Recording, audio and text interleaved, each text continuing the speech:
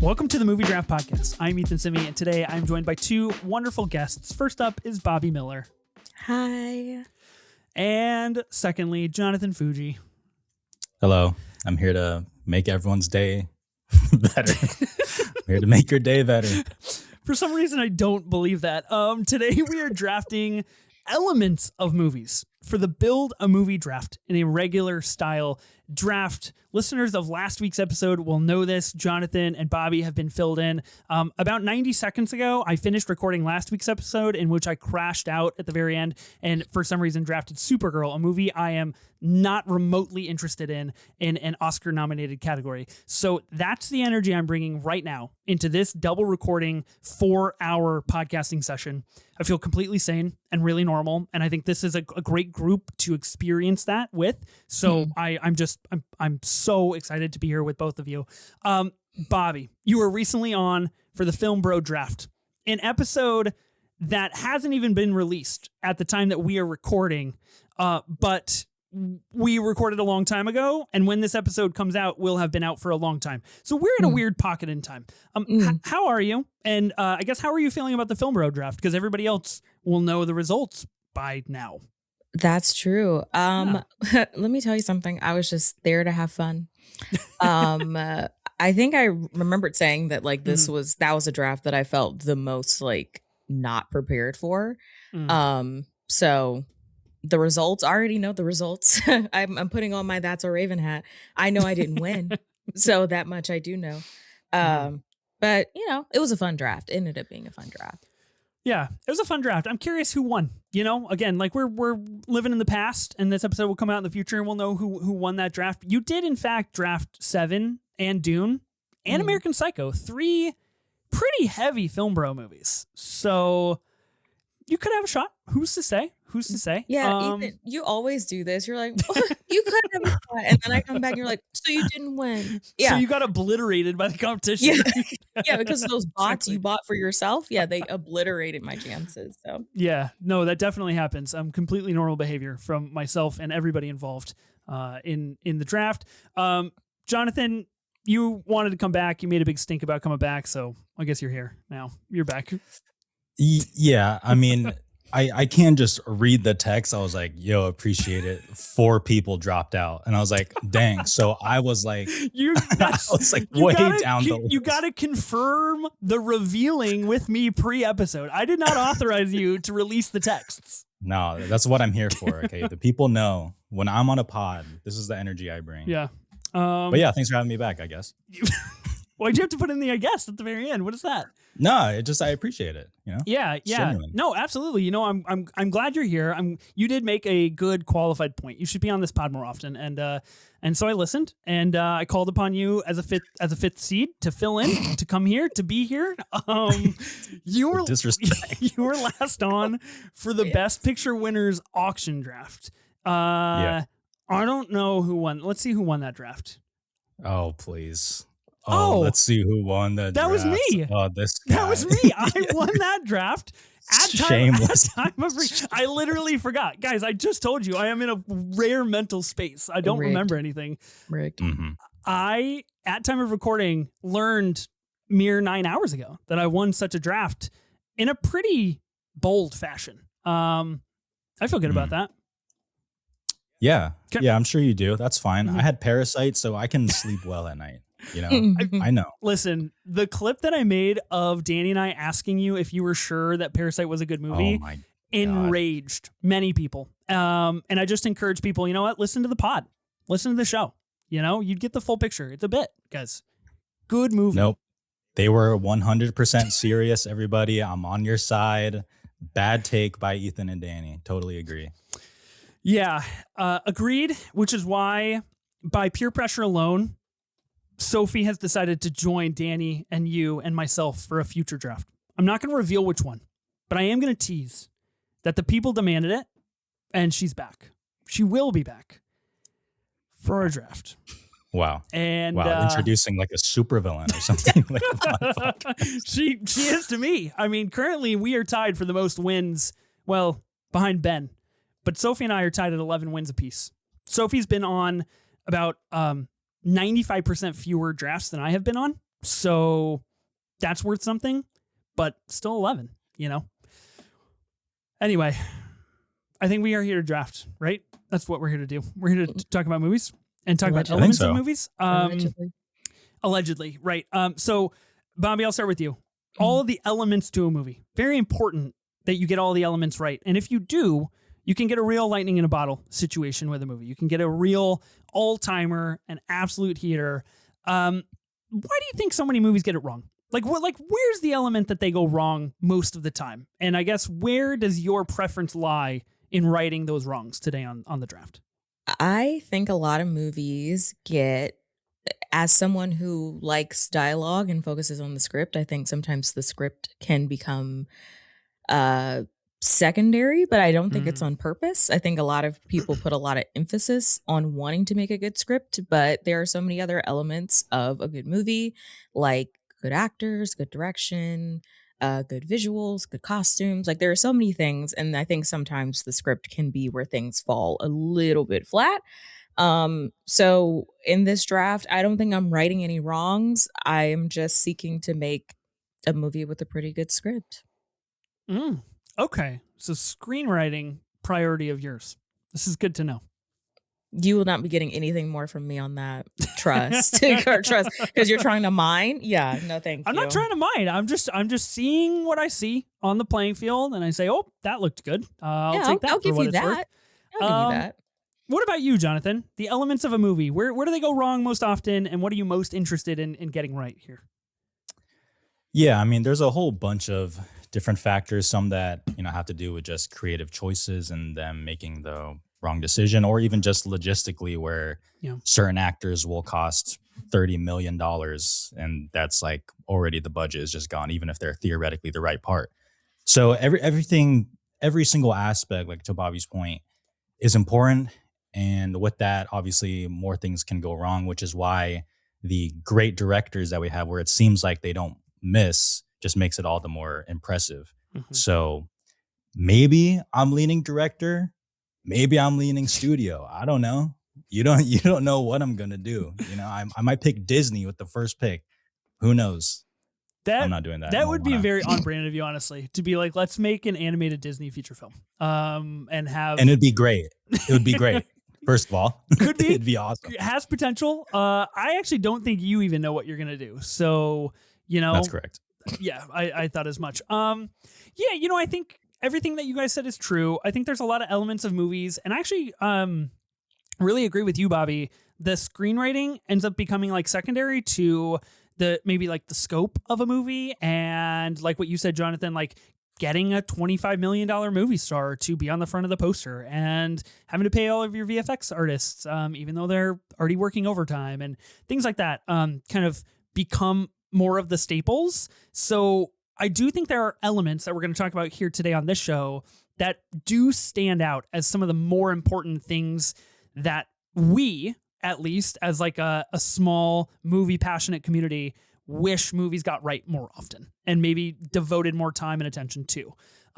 Whether that comes from a screenwriter or a studio or a director, I guess we'll find out as we draft where passions lie, where allegiances may lie. Strategy for this draft, Bobby, you already shared a lot. I appreciate that. That really, really meant so much to me. Do you want to share some more about what you're thinking about drafting? No. Okay. No. There you go.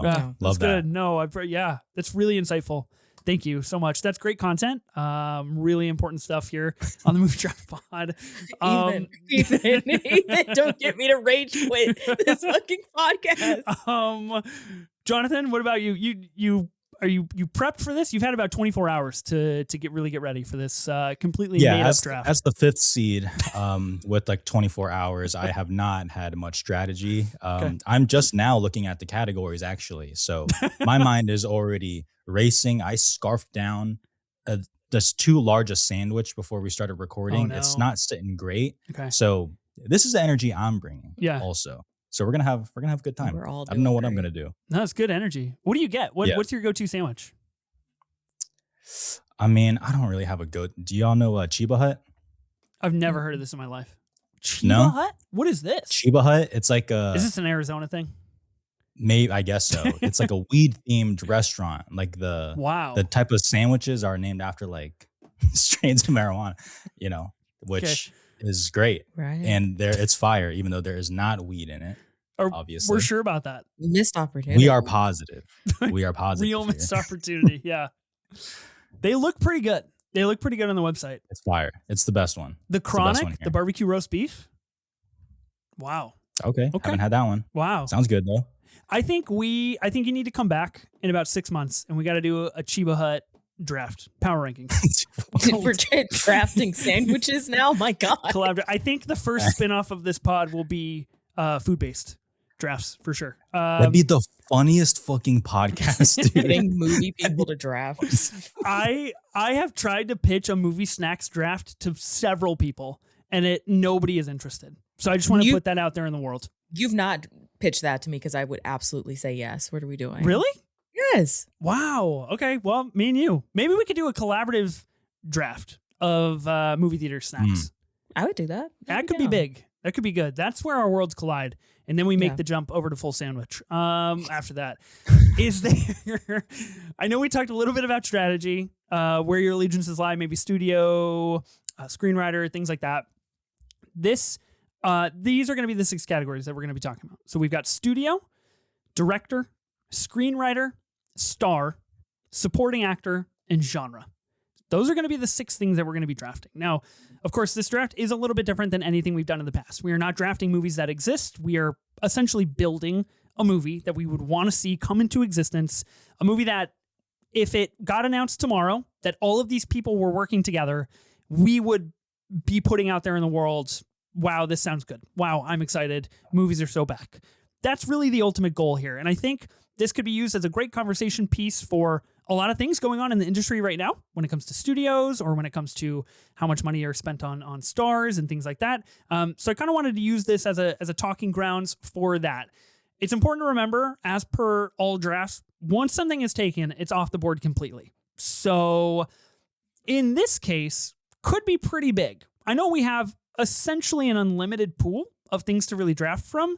So we'll see if the competition is really there for people maybe overlapping, but it'll be gone. Jonathan, you have a question.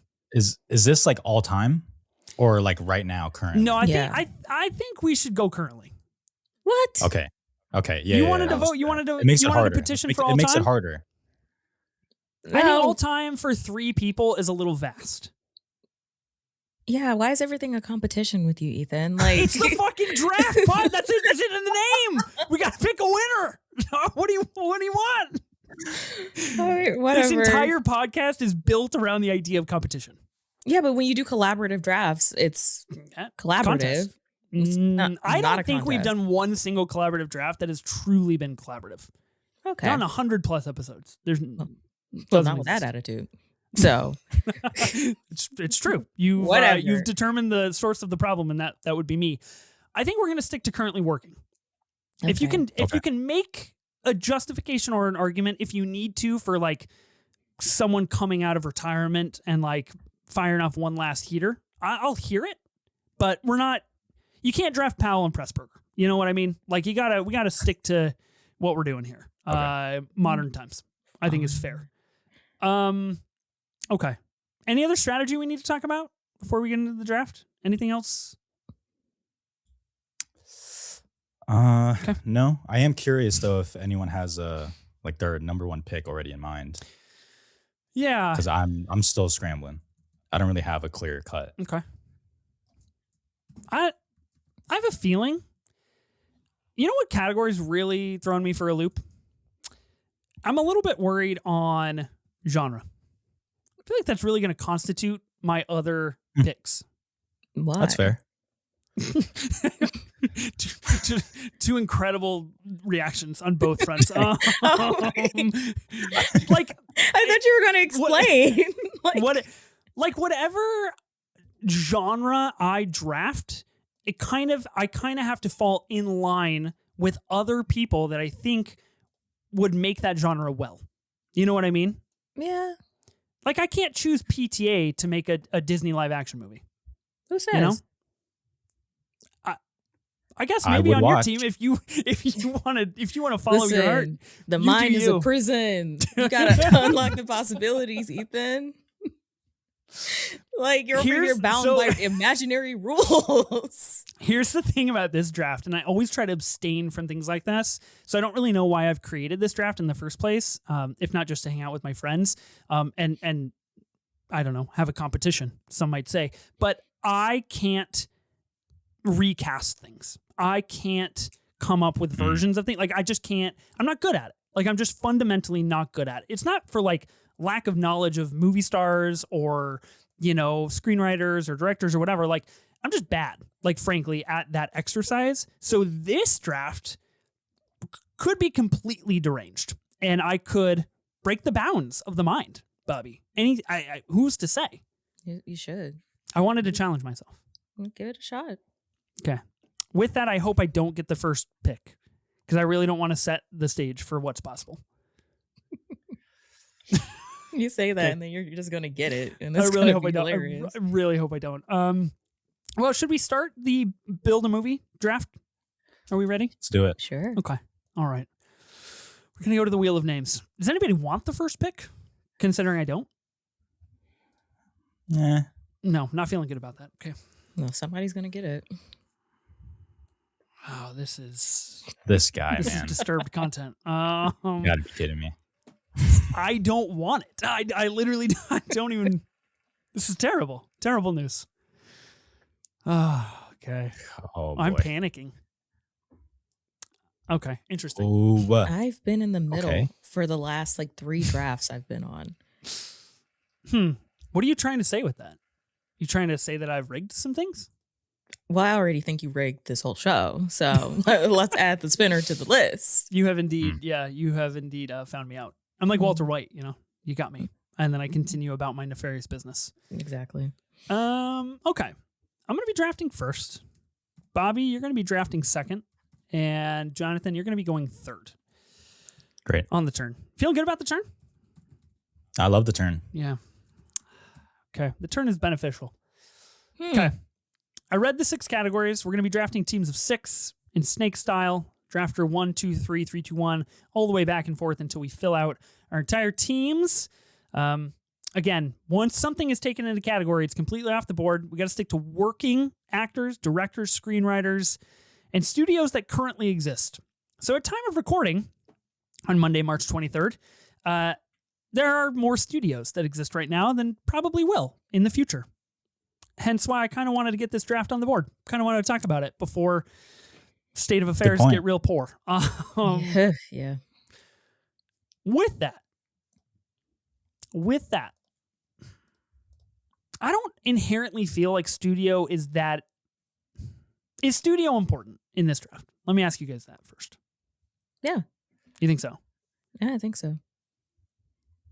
Okay. And that's it. It would not be my first move. It would not be my first move. Okay. Or would it? Or would it, Ethan? I don't know. I don't know. Okay. I think it's important. I do think it's important. And it lays the foundation of what you could do with the movie or how it will be distributed. Right. So that's kind of why I wanted to ask that question, because obviously we're coming off of 2025, in which Warner Brothers famously took chances on a lot of original movies. Paid off very, very well, both in critical success and financial success and cultural impact. One battle after another, Weapons, Sinners. These things that Mike and Pam took chances on and distributed well and ran the campaigns very well for, ended up becoming big, big movies. Now, other studios probably wouldn't be able to do the same. So that's kind of why I'm asking this question, if it's important to get that right. I have a couple. I feel like I have a pretty good short list in my other categories, though. Okay. Well, whenever you want to pull the trigger. I think you did a lot of vamping, so by the end of that, I thought you would have had something. I am trying to recoup drafting Supergirl and Oscar nom. Okay. Oh my God, Ethan! I've got to come back. I got to come back. Enough. Let's move on. Like, come on. Okay. Ethan, I'll buy you dinner if you pick The Rock right now. So he's gonna lead my next film with that hard front wig. Moana. You gonna buy me dinner from that sandwich shop? Is that where? If you would like. Okay. I got you. I think I'm gonna have to pass. Very tempting offer. Unfortunately, not gonna go that route. Maui. Shoot. The route that I want to go, and the potential genre that I want to pick, and all of the other potential things lead me down this path. In screenwriter, I feel like there's some really good options here, but I'm gonna go with this first. I'm gonna be taking one of our guys. I feel like as a collective community, one of the guys here on this pod. I'm gonna be taking Tony Gilroy in screenwriter. Has obviously most recently written Andor. He's written Rogue One and Michael Clayton. Lots of really, really, really great movies. And Tony Gilroy has the juice. He's got what it takes, I feel like. So I'm going to take him. That's a good pick. Interesting pick. You excited for Behemoth? Let's see. What do we got on Behemoth here? I'm generally not a Pedro Pascal guy. I'll put that out there. Uh-oh. No. What do we know about there Behemoth? goes that. What do we know about this movie? A musician that goes to LA. Amazing. Okay. And it has an exclamation mark in the title. So you can take that as a red flag or not. Okay. Well, Tony Gilroy is directing this movie and writing this movie. You want to know other movies he directed and wrote? Michael Clayton. Did he? Pretty good. That is pretty good. A musician from a family of musicians returns to Los Angeles. Could use a little bit more in detail there. Would be great. I feel like this is a good safe pick, though. This is a safe pair of hands. If news came out tomorrow that Tony Gilroy was writing the script for X, Y, and Z, I'd be like, excellent. Totally full trust in this guy. Yeah. Yeah, that's fair. Yeah. Okay. Yeah, you tell yourself that. You don't like Tony Gilroy? Oh, right. That's right. You don't. You side with the Empire in Andor. I forgot. That's why you don't. That's why you don't like Tony Gilroy. Fucking Empire. You were like watching them perform their chant or whatever before they were massacred, and you were like, "Fucking suckers! Watch this go down." You know me too well, Ethan. Yeah, I really got you pegged. Oh my god. Okay, so that's what I'm going to be taking first. Maybe not a great first pick, but that's okay. I stand by it. I love that you had all that time to fucking vamp, and then immediately we're like, maybe not a good first pick. It's a safe pair of hands, sometimes you gotta go safe. You gotta go safe. Wow. That was my shortest short list. Was in that category. That's fair. Yeah. That's fair. Well, I hope you obliterated all of my short lists by being like, just current. So half my short list dead. So thanks, Ethan. Well, this would make 2 episodes in a row now, which me omitting very particular information about the time constraint of a draft has negatively impacted one member. So I apologized to Meg last week. I offer you my formal apology now, Bobby. 2 women in a row. Then you started off with being like, fucking hate Supergirl, by the way. Unintentional. But I stand by that. Supergirl will be back. Wow. Okay. All right, Bobby, you have a draft pick. I do, and I'm not going to take nearly as long. Who's distributing Behemoth? Oh, Searchlight. Yeah. Oh, okay. Wow. Doesn't get better the more you look into that. It's tough. Right. I'm going to start from the top. We're going to get real big, and then we're going to go real small with my list. And I'm going to start with the studio. And I'm going to pick Universal. I think Universal is one of the last vestiges of a somewhat functioning Hollywood film industry.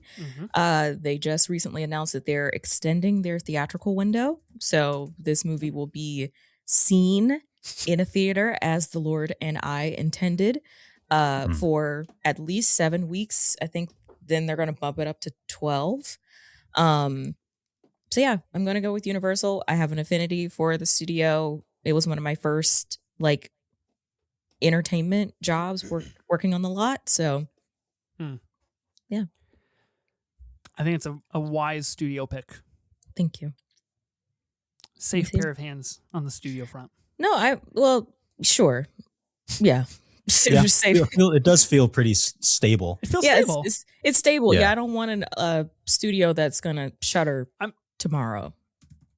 Right. Yeah, you don't want to distribute this make-believe film only for your studio to be in shambles 2 weeks before its release. Well, yes. That's fair. Well, yes. That's totally fair. Speaking of Universal, I think it's important to note, at time of recording, Reminders of Him has opened this past weekend. This is a Universal distributed film. Jonathan, have you seen this? I have seen it. Okay. This movie has made almost $60 million worldwide in about 5 days. And it looks abhorrent, and people are turning out. Universal knows how to distribute a movie. I will give you that. I mean, they've been around for 100+ years. They just won a Best Picture. They had a Best Picture winner within the last 5. So sometimes you got to put out bad movies to keep the lights on. True. Super Mario Galaxy movie. That's going to make a shit ton of money. Let's relax. That's going to make them $1 billion. Billion. Make them $1 billion so that, maybe you can make something like a Nope every once in a while. I think that's really smart. Big movies coming up on the Universal slate. Super Mario Galaxy, which we just mentioned. Michael, the Michael Jackson biopic. Probably not the last time Bobbi or I will be talking about it. Maybe. I'll just throw that out there. Disclosure Day, made by a little filmmaker named Steven Spielberg. Minions and Monsters.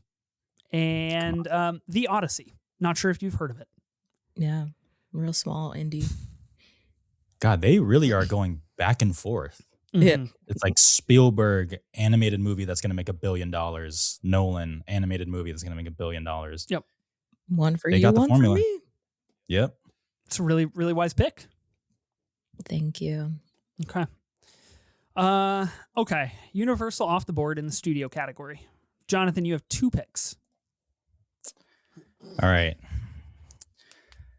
Let's see. Do I just pick something that I want to see? Of course, that's the answer. Now, some people, they say, movies are for the arts, not the charts. And they usually only say that after their favorite movie flops. Right. And I've been there with Babylon. I've been there. We've all been there. I'll still say it. Yeah. We've all been there. Yeah. We've all been there. I say I want both. I want the arts and I want the charts.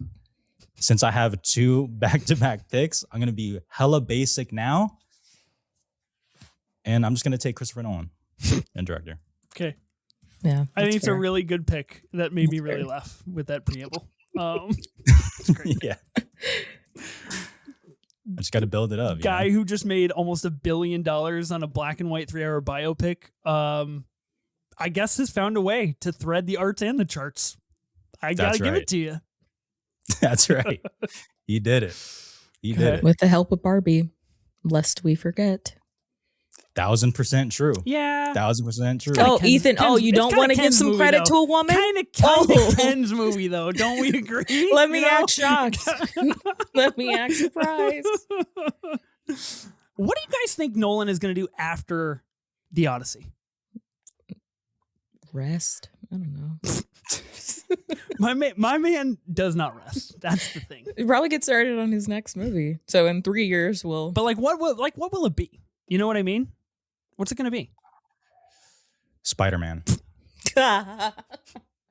He's doing it. Do you think Nolan would ever go back to the comic book machine? You think he would? You think he'd be like, "Okay, I've done it all. I was the king of Hollywood. I am actually the king of the DGA now.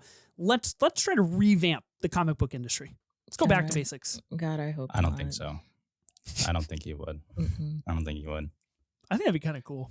I don't want him to. Give him a trilogy. Not Batman. Give him somebody else. Give him a superhero I don't care about and let him run free. You know what I mean? Don't give him a superhero with such lush history and a great rogues gallery and then have him make just like, Sure.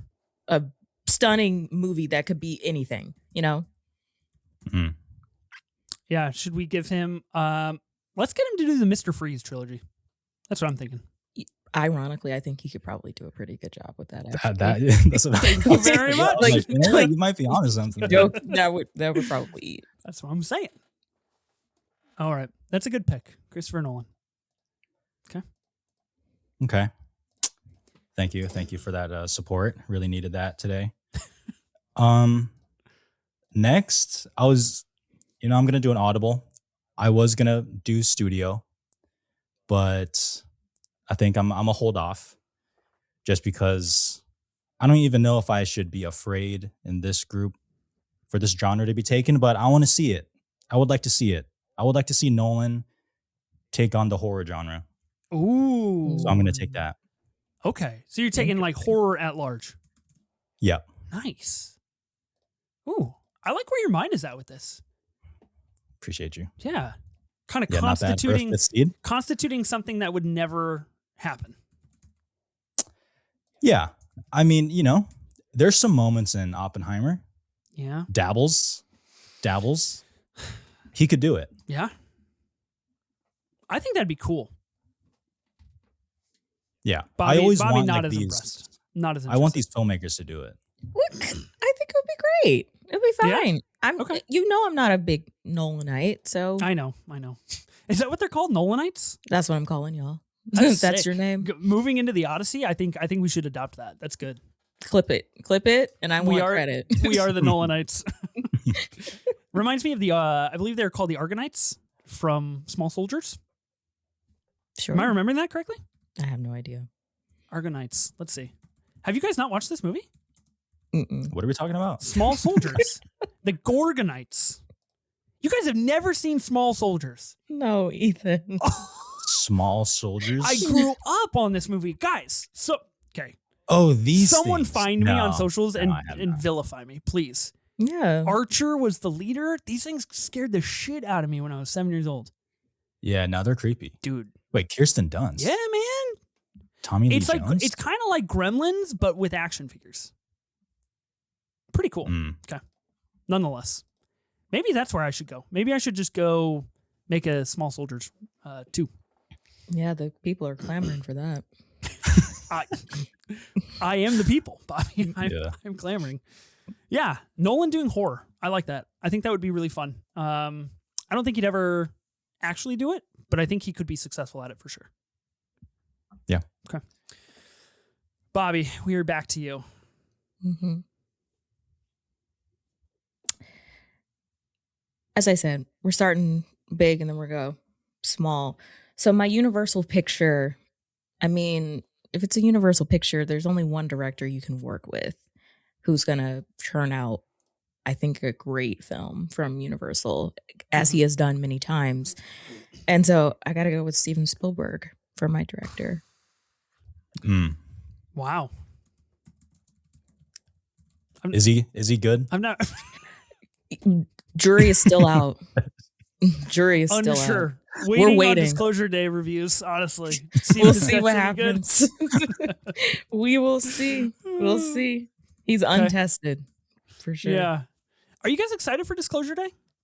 Hell Of course. Yeah. I think it looks pretty good. I like the second trailer.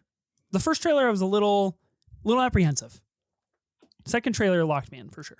You were apprehensive? The first trailer? After the first trailer was pretty like animal CGI heavy for me. And I was like, I don't really know if I like where we're headed. Word on the street is that is an amalgamation of flashbacks for Emily Blunt's character. With that, I can live. So I'm cool. It's giving Minority Report a little bit, which I'm obviously a very big fan of. Yeah. Pretty excited. I think, I want to say that this is like the remnants of Night Skies. Like it was a story he worked on. Like it eventually split and became like E.T. And a couple other movies. But I think this is like the other half of it. Oh, interesting. Night Skies, an unproduced science fiction horror film that was in development following the success of Close Encounters of the Third Kind. The third time. That's what we should be doing. For the we third should be time. getting a Close Encounters trilogy. That's where we should be going. Fascinating. Okay, cool. Yeah. Yeah. Spielberg is, you know, all of us are going to go see any movie he makes. Exactly. Yeah. Good or bad. Yeah. So, yeah. Lifetime pass. Lifetime pass. 100%. Okay. I'm feeling like I need to go studio next. I feel like I need to do studio. And what's important to remember is at the time of drafting, we're living in a perfect world that we're creating here. So it's like the one we're living in now. No, this incredibly make-believe draft world, in which our movies will get all of the resources that they need. They will see all of the correct marketing spend. They will have all of the right pushes for Academy Awards, whatever you want. And with that, I'm choosing to try to encapsulate what I was mentioning at the top of the show. And in studio, I'm going to go with Warner Brothers. Now, I know future in our real world, not looking great for Warner Brothers. Currently being bought up by Paramount. We're awaiting to see if there'll be any legal pushback on that. I highly doubt there will be, unfortunately, because everybody's corrupt. But nonetheless, Mike and Pam, they know how to run a studio. They know how to run it very, very well. So I'm going to freeze this moment in time. And I'm going to say everything they did for One Battle, everything they did for Sinners, everything they did for Weapons, and everything down the line, I'm going to bottle that up and I'm going to take it for my movie that Tony Gilroy is writing. Because I want that distribution model and I want the trust from that studio. Well, you better hope that it's good. Otherwise, David Zaslav will just nuke it. That's a tax write-off for sure. Yeah, that's like in 2 seconds. That's the thing. You're like, yeah, they're totally good. Completely forgetting about Zaslav. Yeah, a lot of mention about Mike and Pam, which is deserved. Just kind of omitting that David Zaslav is this umbrella. Now I purposely omitted him because right. I have so much faith in what I'm building. Zaslav would have no choice but to see it through.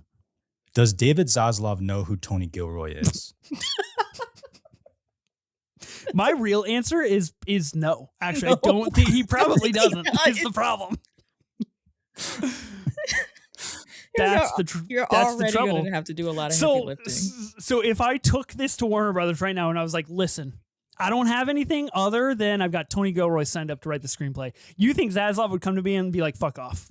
No, he's going to be like, who? Yeah, he's like, what's that? Is that the name of the movie? Is that new? Is he new?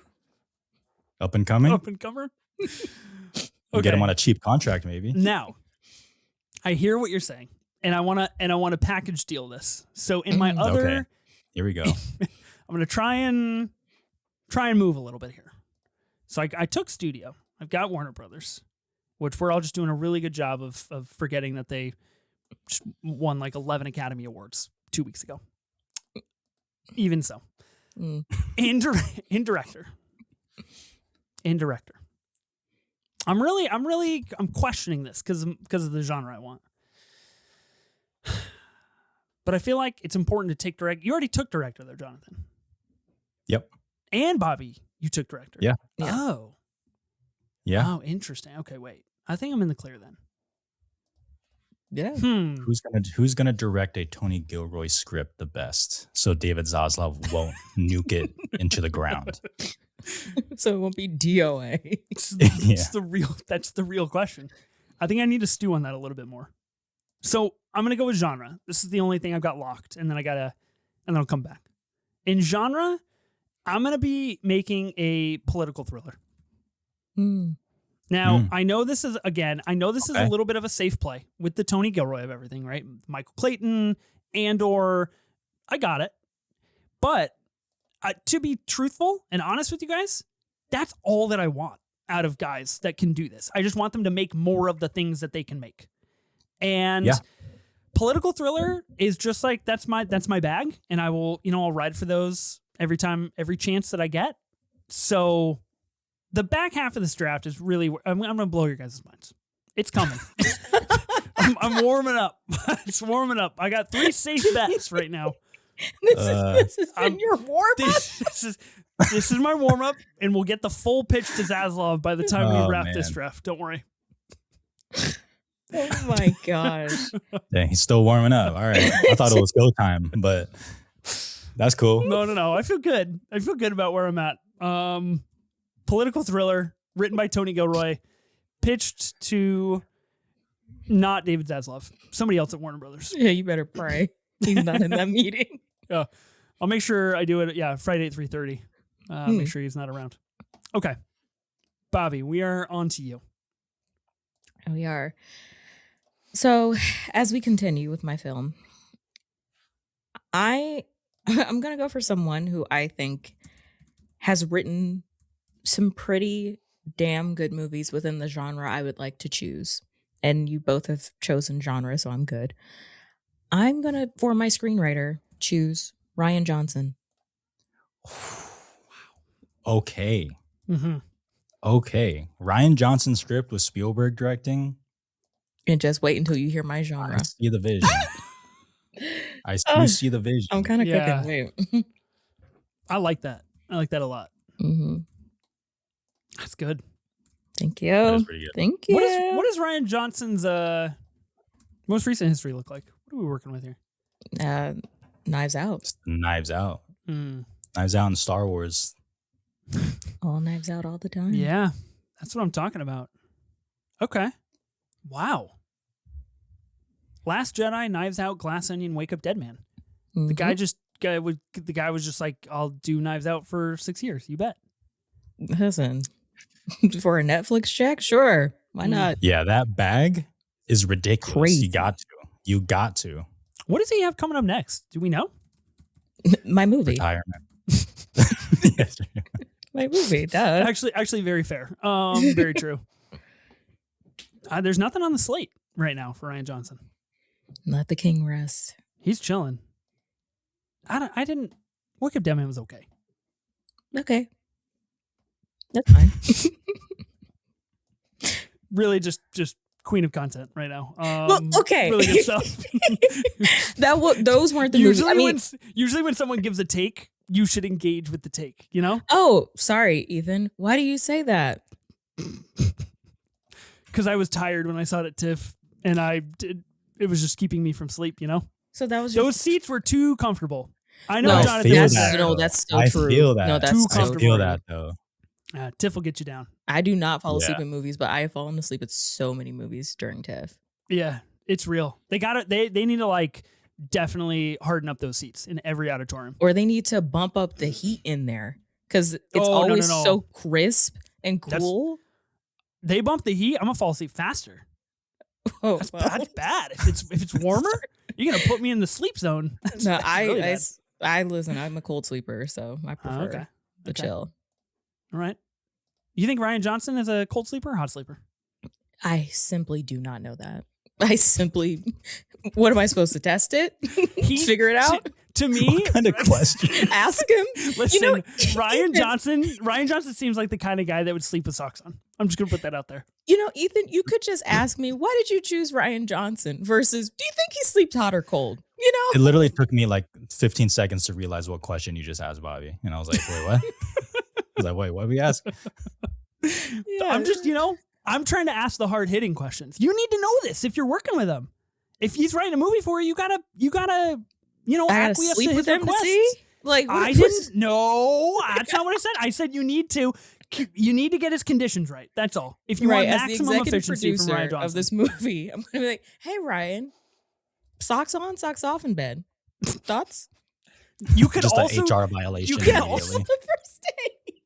You could also just ask him what his preferred temperature is in his house of dwelling. You know, what does that have to do with the movie, Ethan? I just want Rian Johnson turning out a good script for you. That's all. What kind of questions are you going to ask Tony Gilroy? Yeah, now I'm scared for Tony Gilroy. Yeah, man.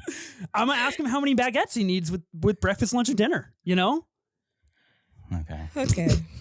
All right. You need to put HR department as a category on here too. Completely sane draft so far. Really good stuff. God. Jonathan, you have 2 picks. Yeah, I didn't realize I have to get cozy with Christopher Nolan now. Okay, listen, you guys are really taking this out of context. I never said you got to get cozy. You should just know them you should know them on a personal level. That's all I'm petitioning. Oh God. Okay. Well, all right. I got 2 picks. Mm-hmm. You guys both took studio, Mm. so I might as well wait while I think about it. I am now kind of forced to round out the movie with a Christopher Nolan horror movie. So obviously it's going to be a bigger movie, kind of for the masses. But Nolan likes to do his own little touches that sometimes work out well and sometimes infuriate me.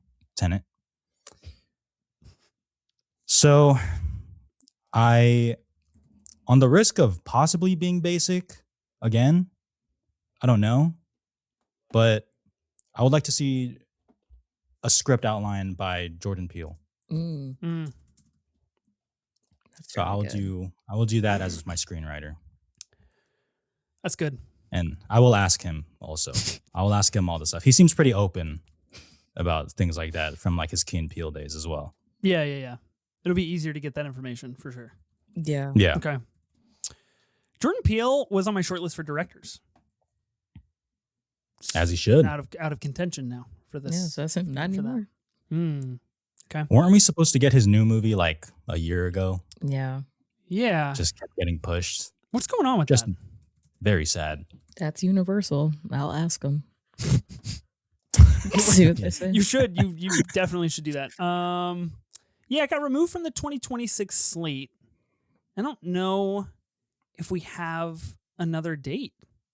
Oh, yeah, because we were supposed to get Disclosure Day and that movie this year. Wow. Mm-hmm. Yeah. Yeah. Universal did push Peele's movie and Daniel's movie. Yeah. So we were supposed to get that. So Daniel's is next year. They've confirmed. And technically, I think Jordan Peele's is still undated, unless I'm misremembering. Still undated. Yep. Let him cook. Speaking of people that'll get Steven Spielberg to make a movie, good selection there, Bobby. He's kicking out the competition left and right. Pretty crazy. Right. Yeah. Well, hey. Yeah. Whenever it comes, I hope that Jordan Peele's next movie does release in 2027, so it will be part of the 2028 Academy Awards, which will be the 100th anniversary. And I think that with a Scorsese movie would make for some pretty good award season conversation. Yeah, that's true. Yeah. Let's throw in Chazelle in there as well. Yeah. Just for me. Prison drama. A little prison movie with Cillian Murphy. Wow. Oh, that's going to be good. Yeah, it's going to be real good. Chazelle heads are going to be thriving in 2027. Vindication. Yeah, it's upon us. Okay, you got Jordan Peele and screenwriter. You have another selection, though. Yes, another one. Gosh. Where do I want to go? I mean, so I'm gonna have to hit the actors now. Yeah, why are we staying away from actors? Yeah, I was going to say none of us touching actors. We haven't even talked about actors. That is weird, huh? That is weird. You're a little nervous or what? I mean, there's just so many options. You know, it's almost impossible. I was kind of waiting for one of you two to take one first, so it kind of forced me to rethink. Let's see, who would play well to Nolan's sensibilities in a horror movie with a script by Jordan Peele? Sounds like. Do I go for the star? Sounds like a real Bradley Cooper situation to me. Oh, Jesus. God. Yeah, this could use some Rocket Raccoon, I would say. With that accent, too. Yeah. You know what? Let's keep the buddies together. Not in star, just because I'll keep it open for now. But in supporting actor, I'll bring my guy Daniel Kaluuya back. Where's he been? Ooh. Where has he been? I need him in movies. He is still one of the best actors we have, and he is just gone. Yeah, totally agree. This is a fantastic pick. Mm-hmm. Didn't he get wrapped up in some pretty unfortunate things? That was the reporting. I don't know if anything's confirmed, but that was going around. Yeah. Most recently in the Spider-Verse movies, of course. Voices. True. Hobie Brown, I believe is his character's name. Mm-hmm. He's great in that. Yeah, he's very good in that. He's really good. He'll be back for that then, maybe. That's true. Yeah, I mean, he's credited in Beyond the Spider-Verse. And his character is pretty big, and so, yeah, he kind of has to come back. Yeah. Was previously in Nope, of course, obviously. Fantastic. Nominated, I believe, right, for Judas and the Black Messiah and supporting. He Get Out, and then he won for Judas. Yeah. Incredible stuff. I just watched Sicario for the first time 2 nights ago. He's only in that movie for like 9 cumulative minutes, but he is incredible. Yeah, he's a presence, even before. Yeah. Great selection. Mm-hmm. Okay. And you took that in supporting. Yes. Oh, interesting. Supporting actor. Okay. Bobbi, you have a pick. I do. I think I'm going to rip the Band-Aid off, and I'm going to go for my genre. And I'm going to go with a mystery noir film. Ooh. Mystery noir. I like that. From Spielberg. Ooh. Mm-hmm. That's pretty juicy. I've got a vision in mind. I think the Catch Me If You Can vibe from Spielberg with the Brick script from Rian Johnson could be something really interesting. I like what you're onto. It's really good. Did you guys hear that AI, artificial intelligence, is getting a 4K release this year? I do. Pretty exciting. Yeah. It's good stuff. Yeah, really exciting. Wow. Okay. Spielberg directing a Rian Johnson written mystery noir. That's sick. Are you going color? How are you filming this? What format are you doing? I think I'm going to go black and white. I think we go classic black and white. And there's something about, because I'm also thinking of maybe it's like really kinetic in the way that West Side Story was, but with that very specific kind of aesthetic wrapping, not so much a Sin City highly stylized vibe, but more so just like if you were to take Double Indemnity and put it in present day, how might it look? Ooh, wow. That's really good. I will say you have worked yourself into a position here where you have to get your star and supporting actor. They got to be right. Yeah, they do. Really, pressure's on. I'm a little scared. Yeah. Well, don't worry, because I'm about to bungle my 2 picks, so yeah, it's all good. I'll catch that for you. Thank you so much. In director, you guys really got me thinking on the Tony Gilroy train. And now that I'm thinking a little bit more, this could be bad. So maybe I might need to zag. Hold on, I might need to rethink this. Tony Gilroy, obviously very good at powerful, important dialogue. Good at monologues. Good at meaning big things with what he says. I'm gonna try something here, and I'm gonna see if it sticks. In my world, it sticks. And I'm gonna follow your advice, Bobbi. I'm gonna outside of the mental space here. Yeah.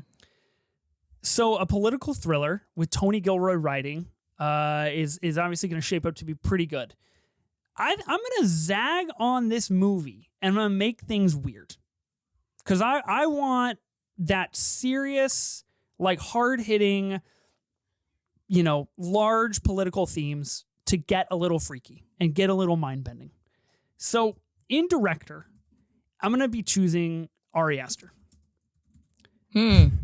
Guy's really good at making really weird existential shit that I think we'll never know, probably, could work well with the way that Tony Gilroy sees politics and the uprising of a powerful individual against a system of wrong. And I think that could be interesting. Yes, Jonathan.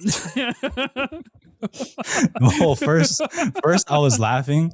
First I was laughing because I swear I thought you were gonna say Bradley Cooper as the director. That's why I was laughing at first. I was like, "There's no way he's gonna do Bradley Cooper." I could have done it. I could have done it.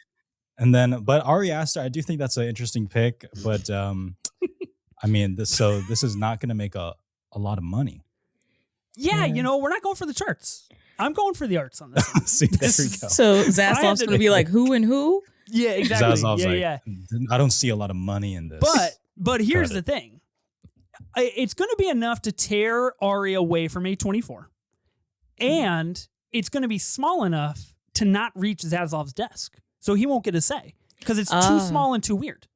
So you're not playing this with like a huge, like, this is the tentpole movie No. of Warner Brothers slate that year. No. This is the weapons. a late April release that 6 months later people are like, that's still in my top 5 of the year. Just want to let you know. That's the vibe we're going for here. Okay. I see Okay. the vision, guys. No, With we believe No, I in see you. it. I know, Yeah, I yeah, I know, see I it. know. I see I it. appreciate the support. With that vision, I do feel like with Ari Aster, you need someone that can engage in that weird a little bit. And especially with the last couple of movies he's made with Joaquin Phoenix, engaging in that weird. I do think they're like a really ultimate pairing that we have now. You know, how we have Scorsese and Leo. We had Scorsese and De Niro for a long time. Like, we have these pairings, and I do think like they're kind of that modern day pairing. So I'm trying to like encapsulate that a little bit. Someone that I think could do it. I'm going to go for my star. He's got an upcoming movie. He can sell tickets. He's in IP, so he's a movie star. And he is a real fucking freak when he needs to be. I'm going Robert Pattinson. Damn. Okay. I thought you were going Bradley Cooper for a second. Also fits the bill on all of those descriptors that I use for Robert Pattinson. It does. It does work. Robert Pattinson, of course, coming up in Dune Part 3. We haven't heard his voice yet at time of recording. I have a hunch it's going to be weird. He looks like he's going to be a little freak in that movie. He is a freak in some other movies. He's very good at being weird, especially as of late, especially if he's working with the right auteur and having that kind of smaller budgeted, smaller scale movie.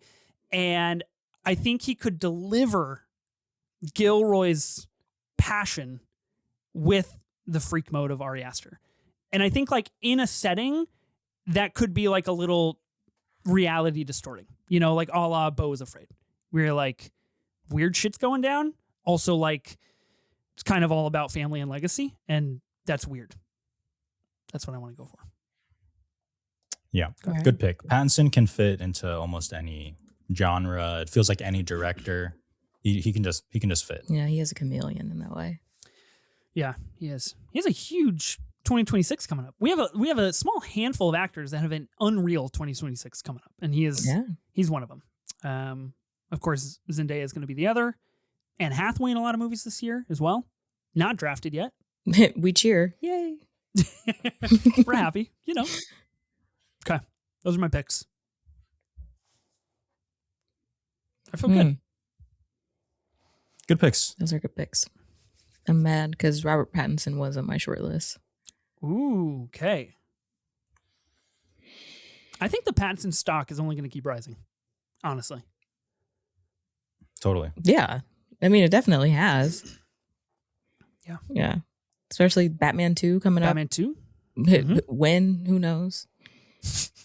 Guy Okay. called Tony Gilroy and finished that script.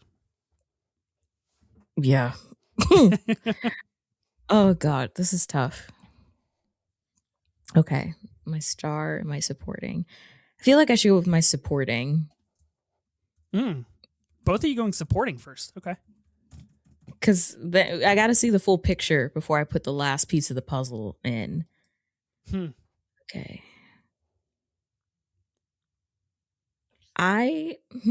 Oh, frick. Okay. Told you the pressure's on. Because I'm stuck between a rock and a hard place with two picks that I think would be great, but I do not know. Okay, fuck it. I'm going to go with Mike Feist in Whoa. Wow. That's an incredible pick. Mike Feist. We are up. Bike riders hive, ride strong, right? Challengers, hey. I think him working with Spielberg again, like the thing that everyone says about West Side Story is Mike Weiss. He's like kind of the breakout or one of the breakouts from that movie. I think Challengers show that he can do something a little bit different off the beaten path of a musical. Of course, there are many more movies, but I think he's got the disposition of a noir, like a classic Hollywood noir actor. So I don't know. Totally. There's something there. He does have that aura of like an old school actor. Yes, definitely. Yeah, he really does have that vibe. Smoking a cigarette in a suit. Whew. Well, yes. Yeah. Did you guys see the Bike Riders? No, I did. You did? I did. Good. I did see. You the liked Bike it, Riders. right? Oh, solid. It was solid. Cool. Mike Weiss is definitely not like the reason for that. He's in like 3 scenes in that movie as a reporter who like holds out a tape and is like, talking to this, please. He like doesn't really do anything, but he doesn't really have anything coming up right now. He's in 7 episodes of the television show East of Eden. Other than that, he's got a blank slate. So he's available for work, Bobby. Yeah, well, he's in my film. We're gonna get him that Oscar. That's crazy that he's not employed right now. What the heck? Yeah. How? Okay. All right. It's a great pick. Jonathan, you have 2. You're going to be the first to finish. Yep. Okay. So I'm going to pick my star, which I mean is just the most loaded category because you can go so many different ways. I have a bit of a dilemma because, with horror, I feel like most of the leads are women. Christopher Nolan. Doesn't know women. Not the best writer of women characters. You mean to Jordan tell me Peele. that Florence Pugh's passion for flowers is not correctly communicated in Oppenheimer? Not one of Oppenheimer's strongest suits there. Not the strongest. But I do think Jordan Peele makes interesting characters just all around, period. And I obviously love Nolan, but I definitely prefer him as a director compared to a writer.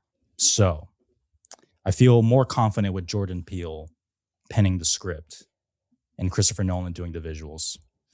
Okay. So in my fake movie, I don't want to pick an actor that's immediately commanding 30 million, 50 million bucks. I just don't want it. I just don't want that.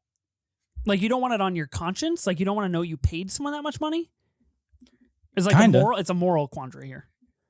A little bit. I feel like we could, horror movies also. Yeah, you can't have $100 million horror movie. Yeah. Horror movies, I realize it's Nolan and Jordan Peele, but horror movies are still cheap compared to, sci-fi action movies. So I will, with Daniel Kaluuya just being the solid foundation, I guess I will just take Florence Pugh and I will bring her back to her midsummer horror days, surrounded by another great actor, with Daniel Kaluuya, with the writer who knows how to write characters. And she's worked with at least Nolan before. Yep. Again, not the strongest part of Oppenheimer, but at least there's familiarity there. So I'll take Florence Pugh. Huh. That's a good one. Wow. Okay. Pretty good pick. Thanks, guys. Thanks. I respect that. You're kind of like bringing all of the pieces. You're kind of tying all of them together. I like that. Yeah. Tying in a cute little bow. I almost went with just Michael B. Jordan, but I almost felt like that would just be almost like cheating. Almost just like, oh yeah, you took the Oscar winner. Of course. Like, of course, you just took the Oscar winner right now. Yeah. You want her to give Midsommar, or are you trying to like draw something new out of her? I at least know where she can go in the horror genre. And again, I maybe I'm just glazing, but I think Jordan Peele is that good a writer that he could give her something even more. Yeah. Screams Florence Pugh Academy Award nominated with this combo. There we go. Heard it here first. Make it happen. Make it happen. Oppenheimer, Dune Part 2, We Live in Time, Thunderbolts, Avengers Doomsday, Dune Part 3, Avengers Secret Wars. Is your movie coming out in 2035? Or when are you going to find Florence for work here? However long it takes. We'll wait for Daniel Kaluuya. We'll wait for him. Jordan Peele, take your time. We're good. Yeah. We're good over here. Yeah, this has got 2036 Academy Awards written all over it. I'm happy. I can't wait. I'm happy for you. Got a good head start. Really, really fun stuff. Okay, now you have to pick a studio that's going to hold on to this idea for 10 years before they can release it. Yeah. All right, so Universal, Warner Brothers gone. So 2 of the big 5 are gone. 2 of the bigs, yeah. Technically speaking, the rest of the big 5, Paramount, Disney, Sony Pictures. You should go SPC. That would be a real goated move here. I'm gonna go with Bleecker Street. Yeah, go Black Bear. This is where you need to go. So, there's divisions within. There's 20th Century. There's Searchlight. Mm-hmm. There's Focus Features, TriStar Pictures, Sony Pictures. Are you just like going through the Wikipedia of distributors? Yeah, right now? So, not great. Right. I don't mind Searchlight, even though they had a down year. I don't mind Searchlight, but this doesn't really feel like a Searchlight movie to me. I don't know why, but it just doesn't feel like that. So even though this will be both an expensive movie, but yet since it's still horror, and I'm not employing Jennifer Lawrence or Leonardo DiCaprio, it'll still be moderately within budget. And as we know, A24 is ramping up their budgets. They are ramping up. You think Marty Supreme is their most expensive one? We're about to blow that budget out the door. But they're going to want it. Yeah. They're going to want it. Because, Universal has Spielberg, of course. That's tied together. That is decades that Nolan doesn't have with Universal now. So Universal leaves. Nolan's free. A24 is like, here's a blank check. Right. You think A24 is going to pony up for Chris Nolan? Yeah. They're going to sell their assets and be like, this movie has to be. It'll be the only movie they release in the calendar year. And they will think it is worth it. They will think it is worth it. They gave, here's the thing. You take Civil War, you take Warfare, you take Marty Supreme, you just erase all of it and you put it all into this one. And they're still good, they're still good. They still got Sorry Baby and other great movies that don't cost that much. You just get rid of Civil War, Warfare, things like that. Civil War, arguably one of their best movies, though. You got to make sacrifices. You got to make sacrifices. You do Kiki like that. That's crazy. Sorry. Okay, so you finished your entirely made believe movie here. Very bold to go with A24. I honestly, I was a little surprised you didn't go Blumhouse. Too big? You don't trust them, or too much slop? Mm-hmm. I cannot have Christopher Nolan in the same part as like Five Nights at Freddy's. Yeah. Can't do it. Right. Imagine the crossover. Right. You could start. You would be already plugging in to such important IP. Like you could have Megan show up in your movie, Yeah, you could have a Halloween Horror Nights house at Universal Studios. Think of all of the merch opportunities. You get jackets like Marty Supreme. Okay, we're going big. Dang. We're dreaming That's big. True. We're dreaming big. This is important. I mean, you do tackle something very important with A24 as a studio, which is they do know how to make merchandise, and they especially know how to make it for a horror movie. So, to that effect, I think it's a very wise choice. They've worked with Florence Pugh, obviously, Midsommar, one of their most popular movies, one of the fundamental horror movies of A24. Jordan Peele, Daniel Kaluuya have never worked under the distributor. So, and you know what? Neither has Nolan. So you're bringing fresh ideas into the house. That's right. Sometimes you need new eyes to see things. You know what I mean? Yeah. I like it. If this movie were announced tomorrow, I think we would all like internally implode. We'd just be like, wait, what? What's going on? Did someone mistype? Yeah. That'd be like an April Fool's fever dream. Yeah. That movie. Yeah. Maybe I'll tweet something from the draft account, like, first information, new A24 horror movie. That's so foul. I think that's what I'll do to reveal the teams of this draft. I'm going to tweet as if they were real movies. Sounds like a press and release. then and then we can gauge the engagement that those get on socials. See which one is the most sought after. I see. Could be good. I like it. It's a good idea. Look at you. Yeah. Come on, social strategy. Okay. Warner Brothers really pulling the SEO on that one for me. It's gonna be skyrocketed to the top of the trending page. Okay, Bobbi, you have to pick your star. I do. God, I have to pick my star. I'm of so many minds with this. I feel like I need a woman because it's kind of a sausage fest right now. Mm-hmm. But very important. With these directors, do they know women? Who's to say? And it kind of just feels like, I should just kind of complete my white guy quartet here. Yeah. And go with a star that has worked with Spielberg in the past. And I think this film, as I see it, will have him kind of in the older man role, a more seasoned role for him. I'm gonna go Leo DiCaprio as my star. It's a big one. Okay.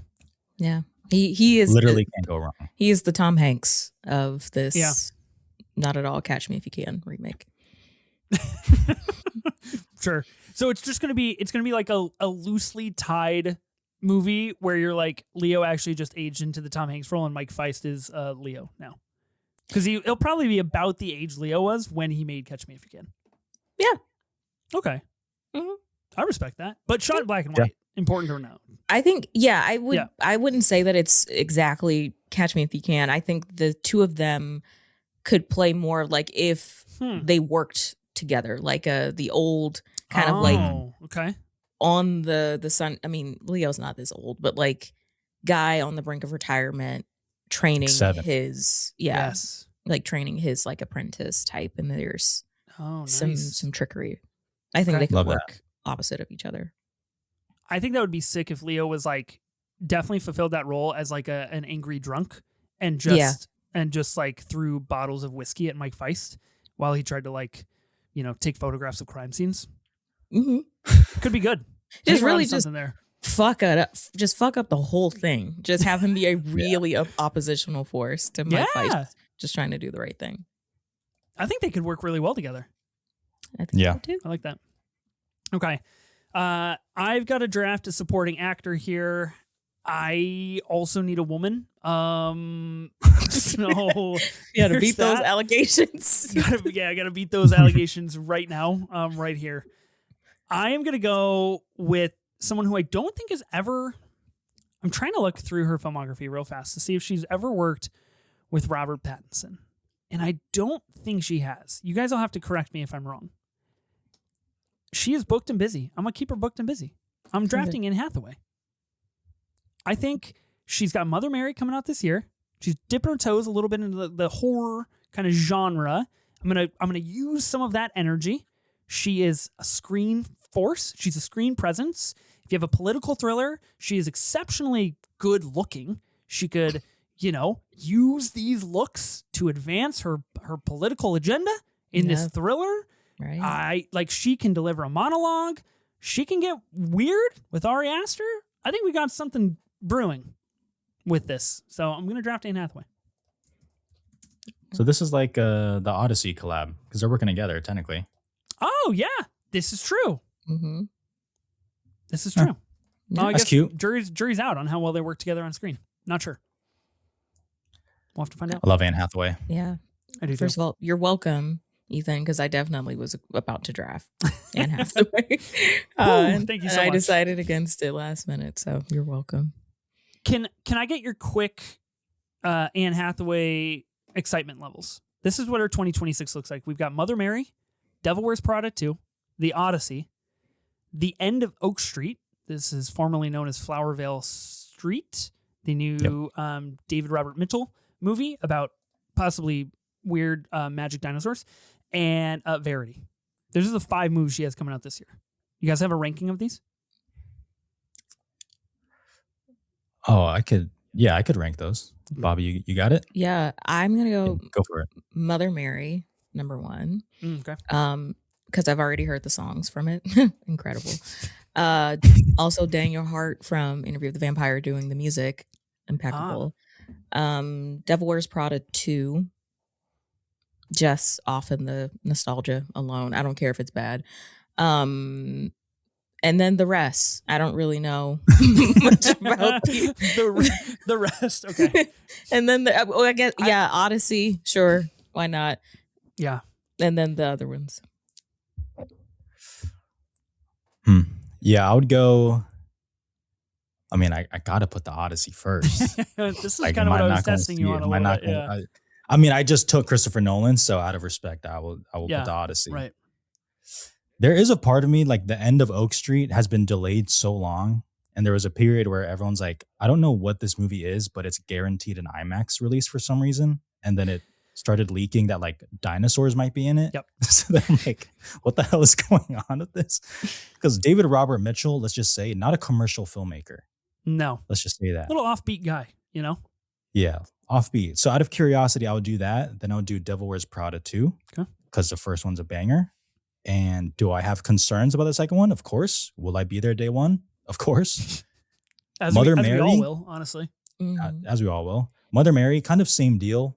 Long delayed, reported, kind of troubled production, post-production. That makes me a little nervous. And then the Colleen Hoover movie. I knew you were going to put Colleen Hoover last. Of course. Tough beat. Even with Dakota Johnson and Josh Hartnett? Wow. Okay. Correct. Wow. I have no idea about that movie, but it is directed by Michael Showalter, who she's worked with prior. So I kind of mess with him. Could probably put on, good bets on that. Okay.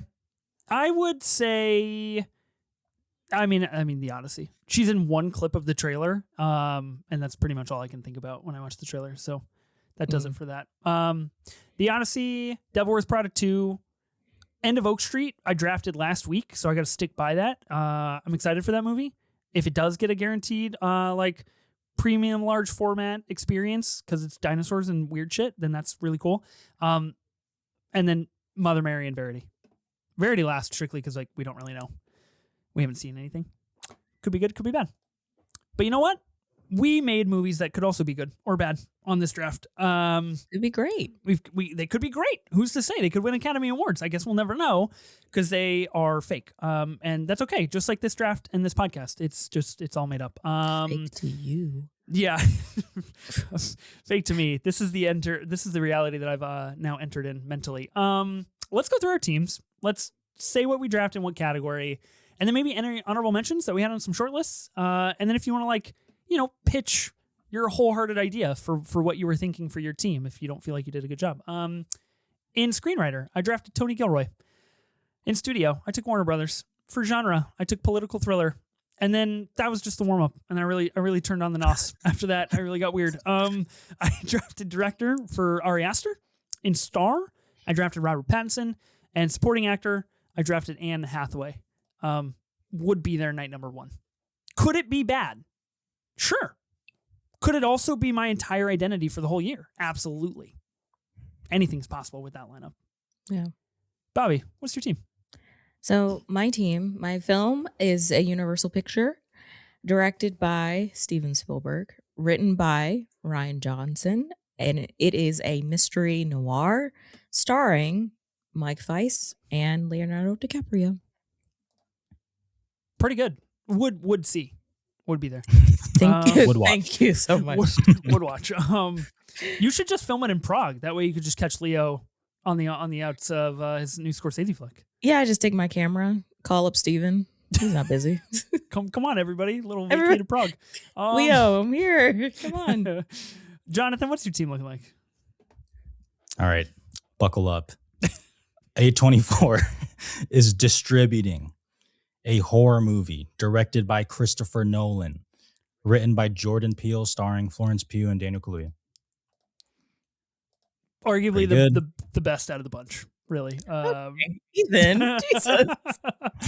I think it just has the most surefire elements. Yeah. You know? And the horror is a great zag that combines a lot of surefire elements. The biggest question mark that I have for your team, Jonathan, is Jordan Peele's production company, Monkey Paw. I don't see them working with A24 well. I don't know why. I just don't. They're just like kind of two of the same size, and I feel like they wouldn't be able to like really figure out who gets priority on what. I guess it doesn't matter because A24 is distributing, so maybe it doesn't matter. But I'm just saying. Yeah, A24, hands off. I don't even know like the CEO's name of A24. That's how hands off that person is. Yeah, which is how I like my CEOs. Yeah. It's not David Zaslav, I'll tell you that much. You lucked out on that front. Any honorable mentions that were on your guys' short list that you didn't take, that weren't drafted? Chazelle. Yeah. Stick to the bit. I mean, it's not a bit. You know what you should have done? You should have drafted what is forthcoming from Chazelle, and you should have played it like you were making it up. You'd have been like, it's going to be Chazelle, and these are the people I'm drafting. It's actually going to be set in prison. And I think that's a great idea. Someone should make that movie. I mean, it would secure a win because you could actually see the movie. Right. So. True. I just draft Babylon. Came to fruition. Just keep doing it again. Yeah, it's good. Bobbi, anything for you? I considered for 2 seconds in genre doing a musical. Oh, hell yeah. Or doing an animated film, which is not a genre, it's a medium, but but that I think it would have been too much trying to figure it out. And in Star, keeping everything the same, I went back and forth between Leo and Denzel Washington, kind of running back a Devil in a Blue Dress type of vibe. Ooh, nice. But yeah, pretty much everything else was kind of how I wanted it. Mike Weiss was like a kind of a Hail Mary, but I feel good about it. No, I like that. I feel good for you. Aaron Sorkin was obviously pretty high up on the screenwriter list for me. I think there's just a little bit too much questionable future material from Sorkin, especially with his like need to be behind the camera now. I don't want to deal with that as a studio head, as an exec producer on this one. I did consider Alex Garland as a screenwriter. I think he has some special juice. Put him and Cooper in a room. You're getting something real good.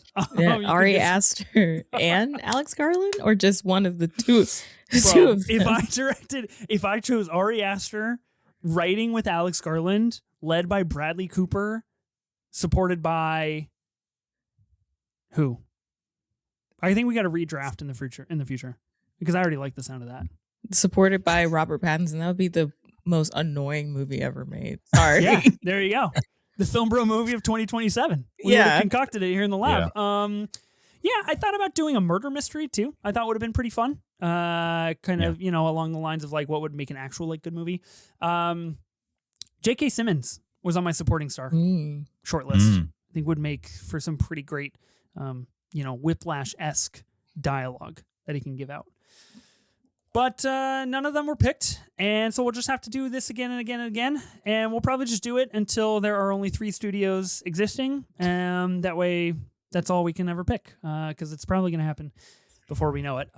Thank you to both of you for joining for this more so fun and smaller draft of things that are completely made up and will maybe never happen, but are fun to think about. Bobbi, if people want to find more of you, where can they find you at? You can find me on YouTube at Culture Kitsch. As of this week, but definitely by the time this comes out, I have a new video talking about The Pit and why it works. So check out that, please. And you can find me on Twitter at Hi I'm Bobbi, HIIMBOBBI. You can find me on Substack at Culture Kitsch, and you can find me on TikTok occasionally at The Afternoon Special. Nice. Pretty sure that you have a video about birds of prey on your channel. Is that correct? Hey, Ethan. Hey, what? I'm plugging you. Free content. Okay. Birds of Prey, great movie. Made me pay almost $500 to draft that, mind you. Jonathan, you have a review of Birds of Prey you do every year, right? You revisit Birds of Prey on your channel. Really trying to re-encapsulate that Margot and Babylon vibe. If people want to find more of you, Jonathan, where can they find you at? Yeah, just my name, Jonathan Fuji, on YouTube, Twitter, Letterboxd, Instagram, things like that. Yeah, you can probably find Jonathan here on the pod too, all the time. Oh, yeah. After he goes through like 7 people and is like, fuck, I gotta get this guy again. Listen, Rachel Sennett had it right in Bodies, Bodies, Bodies. It's so difficult to schedule people for podcasts. Let me tell you, it's a lot. Okay, just trying to keep the GCal together, trying to keep everything moving here. Spreadsheet.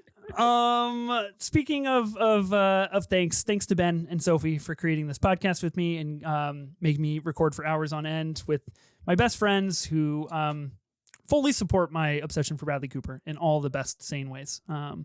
Honestly, Jonathan, that's why I need you on here more often. He's great. I need mental support. He's great. Frankly. Next week on the pod, we're getting dramatic. We're going to be discussing the latest A24 film, a real film starring real actors in Zendaya and Robert Pattinson. For the drama, we're going to be doing a Zendaya-Robert Pattinson collaborative draft with Dez, Danny Jarabek, and myself. We're going to be trying to figure out where we stand on those actors and some of their best works. Be sure to listen and subscribe to the Movie Draft Podcast on Spotify, Apple Podcasts, or wherever you get your podcasts. We're also now on YouTube with video, so you can subscribe to us over there. New episodes will be released weekly on Tuesdays. We'll see you then.